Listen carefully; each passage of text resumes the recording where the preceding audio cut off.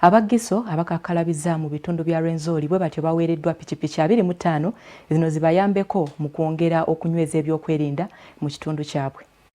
Pikipiki 25 zigabiddwa eri abakwanaganya ebyokwerinda mu magomboola ba GISO mu disitulikiti ya Kasese ne Bundi Bujo okubanguyiza ku by'entambula.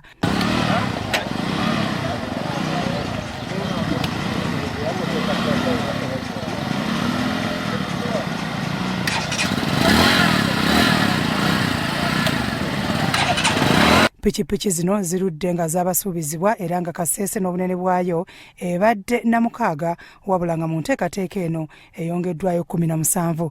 Disitulikiti endala ezifunye kuliko Ntoroko ne Bundi Bujo era ng'omumyuka RDC Kasese Joshua Masereka bw'asiimye ekikoleddwa.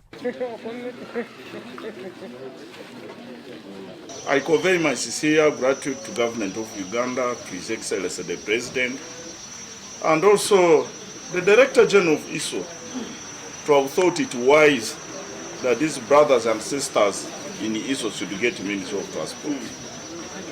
Thank you very much, Government, and thank you, ISO.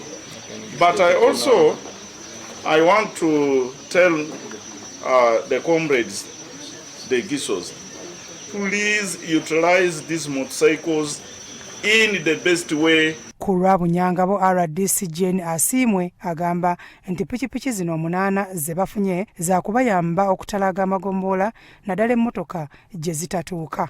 These motorcycles are going to help them in response, especially gathering information from various parts of the sub-county to ensure they are effective in the work they are doing.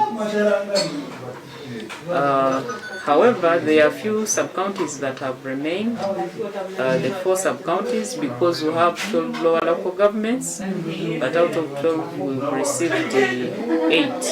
Lieutenant Johnson Tashobya, District Internal Security Office Kasese, agamba nti kibadde kizibu okutuukiriza emirimu nga balina pikipiki 6 zokka n'alabula abanaazikwata mu ngeri ey'obulagajjavu nti baakukangavvulwa. First, we received 6 of them for the sub-counties at the border. Now we've gotten more 17, so there are 23. We are expecting more for effective coverage of the district because we are 41 local governments. So, colleagues, I expect value addition in the information and timely intelligence delivery to me.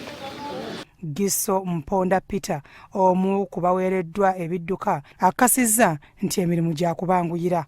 Amabagiso zifulema abagiso abahyaka n'abakulu nange kuna abagubabira nde munabure simundo okubanza tungese pikipiki ngabagiso z'abahya abakulu bangalwa nabo tunana munabwire abatoma kunzana se pikipiki mirundi onayo wakasatu namutungese pikipiki. Byatumusime Gerard, Krasawo TV, Omunyo.